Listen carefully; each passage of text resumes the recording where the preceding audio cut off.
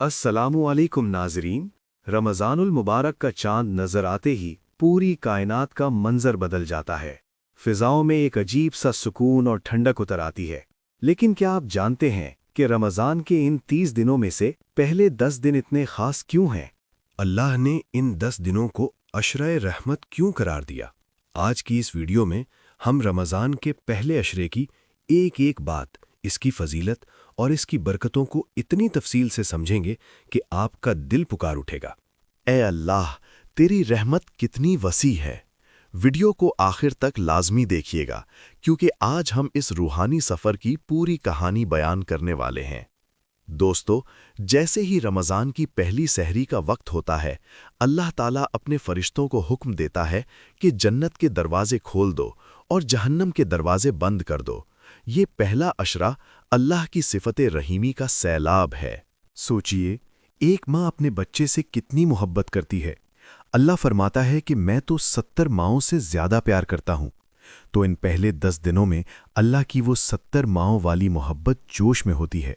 ये दिन इसलिए हैं कि अगर आप पूरा साल गुनाहों में डूबे रहे, अगर आपका दिल सख्त हो गया था, तो ये 10 दिन उस दिल को अल्लाह की रहमत की बारिश से नरम करने के लिए हैं। ये वो वक्त है जब अल्लाह पुकारता है कोई मुझसे रहमत मांगने वाला? आम तौर पर हम समझते हैं कि सहरी और अफ्तारी बस खाने पीने का नाम है, लेकिन यूट्यूब के नाजरीन, इसके पीछे एक गहरी रूहानियत छुपी है। आप सल्लल्लाहु अलैहि वसल्लम ने फरमाया कि सहरी खाओ क्योंकि इसमें बरकत है। सहरी का वो वक्त जब दुनिया सो रही होती है और आप अल्लाह की खातिर बेदार होते हैं, वो लम्हा अल्लाह को इतना पसंद है कि उस वक्त फरिश्ते आपके हक में दुआ कर रहे होते हैं।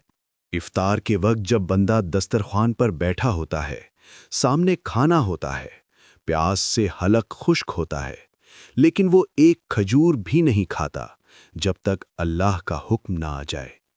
उस वक्त अल्लाह फरिश्तों को दिखाता है कि देखो मेरे बंदे को, ये सिर्फ मेरे लिए रुका हुआ है। इस लम्हे अल्लाह की रहमत इतनी जोश में होती है कि वो बंदे की हर जायज़ दुआ कबूल फरमा लेता है।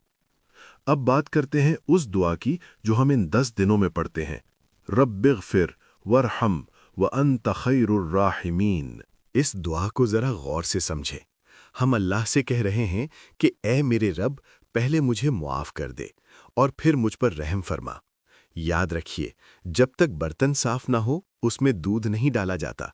बिल्कुल इसी तरह पहले हम अग़फ़िर कहकर अपने दिल का बर्तन गुनाहों से साफ करते हैं, ताकि अल्लाह की रहमत उसमें समा सके। ये दुआ इन 10 दिनों में आपका सबसे बड़ा हथियार है। इसे उठते बैठते, काम करते हुए विर्दे ज़ुबान रखें।